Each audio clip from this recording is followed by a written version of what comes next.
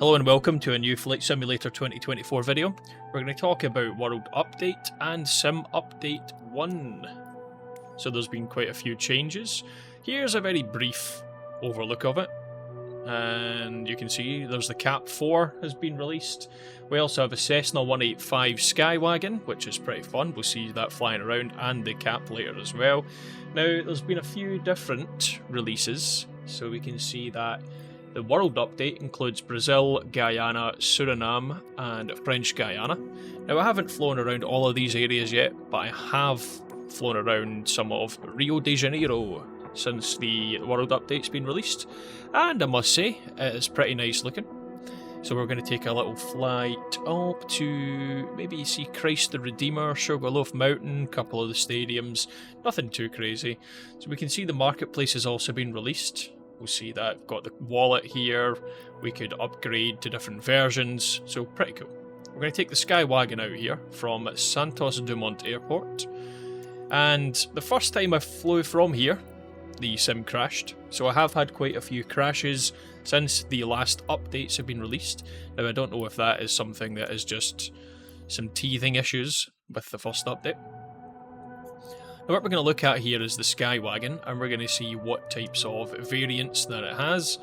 Now there's a few, so we've got fairings, which is over the wheels, we've got skis, tundra tyres, we have just standard wheels, and we have an amphibious version as well. So it's pretty fleshed out, lots of different modifications and ways of flying, so take your pick.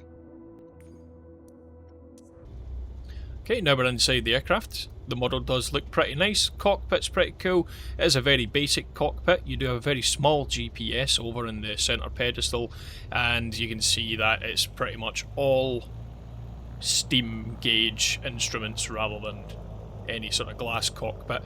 Now, this airport was particularly busy because a lot of people were checking out this area. Now, you probably see a few aircraft flying around and crashing, etc. Side note, my rudder pedals were not tuned very well at this point. I have since managed to fix that, well, at least a little bit. So, like I said, a few problems with it. There's been some issues with audio cutting out, which is why there's now a jump cut to being in there. And Sugarloaf Mountain's in front of us.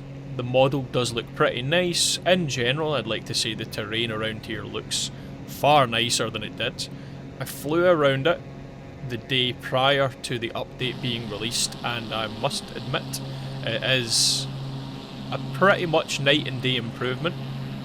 Now, other people who are more familiar with the area and maybe fly here more frequently might disagree, but from what I've experienced and what it was like the day before the update was coming out, it is a very, very big difference. Sugarloaf Mountain looks nice instead of... it didn't look nice. Okay, so this is Rio Beach, I think. Not 100% confident on the geography of it. Now you can see that there's a jet aircraft swimming at the beach, having a nice time. And I'm assuming that's some sort of aircraft replacement because it would be pretty weird to land there.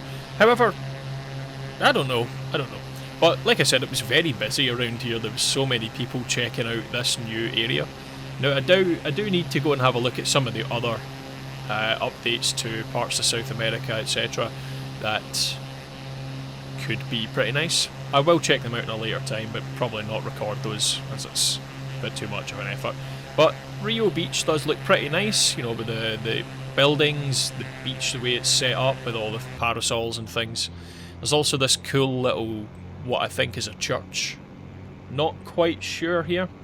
I believe it is, and you could probably try and land on the top of it. I did the other day and it didn't work well.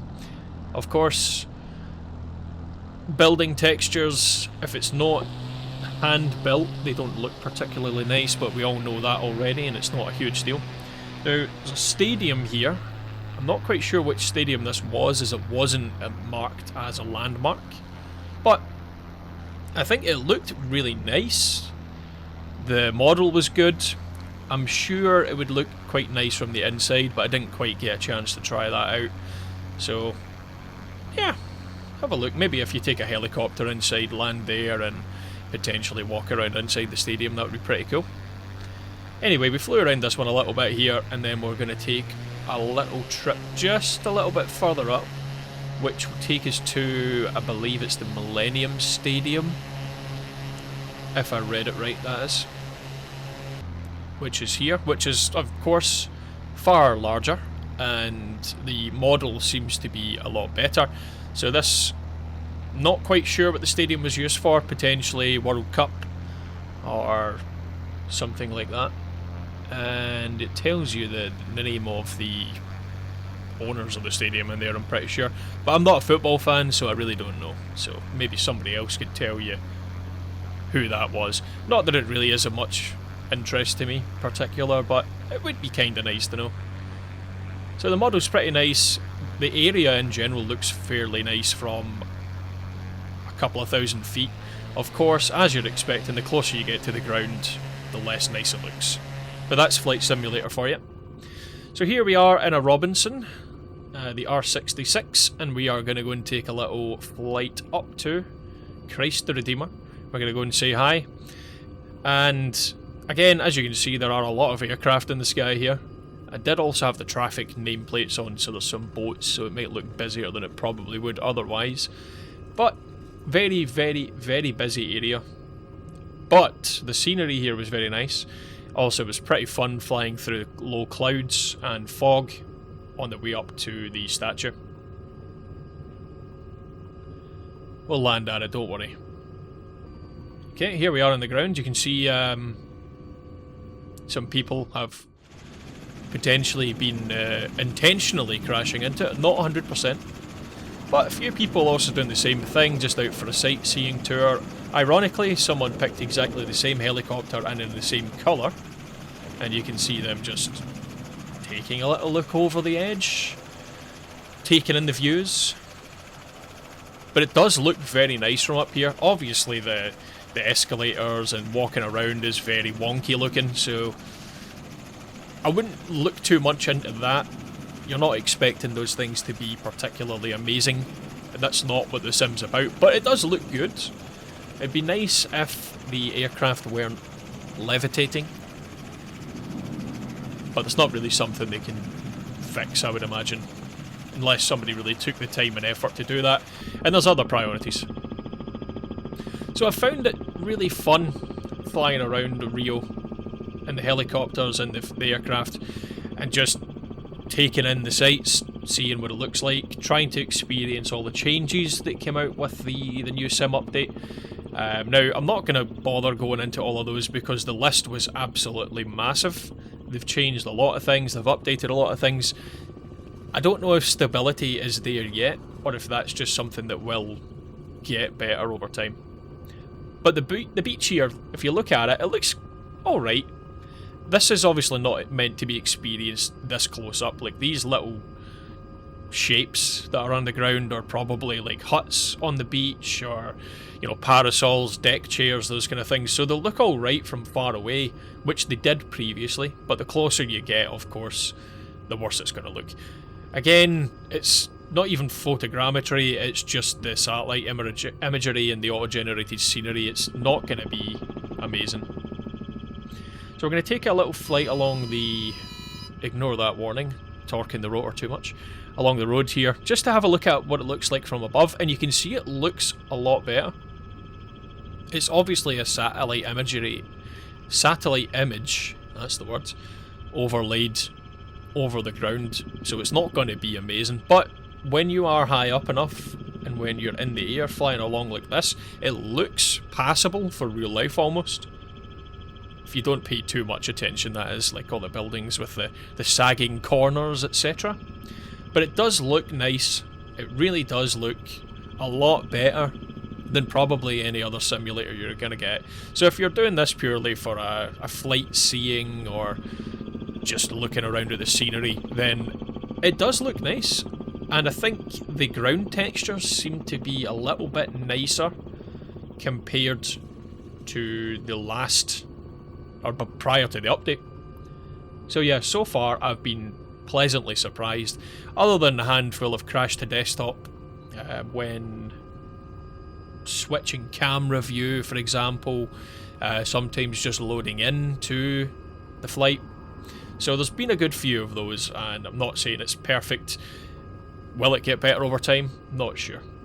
One thing that's also been pretty good to see as well just recently, after I recorded this video, is that they've increased the career mode rewards. So that's been pretty nice to see as well. You've got a lot more money. Okay, so we're in the Cap 4 now, and I was East Lubbock, Texas, I believe here. Now, this aircraft is very basic. There's a few different liveries, there's no different variants, and it is a very, very, very basic interior. There's not a lot to it. Obviously, this is a local legend, in inverted commas, of some description. It does fly okay. Now, the wind here was obviously either very crazy, or there's something wrong with the flight model for the aircraft, because it was basically taken off by itself on the runway with the parking brakes on and with the engine at idle. So, not quite sure what that was all about. I did check the wind in the area, it was only about 13 knots, so I'm a bit surprised if that would have managed to affect the aircraft in that much of a manner. However, it could be the case. I'm not hugely clued up on that, so there's a potential that maybe that is enough wind to do that. Maybe 13 to about 16 knots roughly. Now, it flies okay. It feels, you know, like a bush plane or a stall aircraft, so it is okay. It's not anything special, I don't think. The 185 was definitely a lot more enjoyable to fly, I think. And it felt that there was a bit more to the aircraft. Like this, again, like if you look at the front panel here, there's, you know, a radio panel. Not much else. That's really it. But that's, again, you're not really expecting that for aircraft of this, you know, manner. It's basically just sorry that we made so many mistakes with the launch and had so many problems. Here's a little free aircraft. It probably didn't take too long to generate and too long to create, but it is still nice to see, and they've released 2 free aircraft recently, so you've got to give that to them as well. So yeah, have I enjoyed the Cap 4? Yeah, it's alright. It's nothing special. Will I fly it a lot? Probably not. I'll probably fly the 185 a bit more often, but, you know, we'll see. Anyway, that's the end of the video, so thank you very much for watching. Let me know how you found the World Update and the Sim Update, and I'll see you next time. Remember to like and subscribe. Bye now.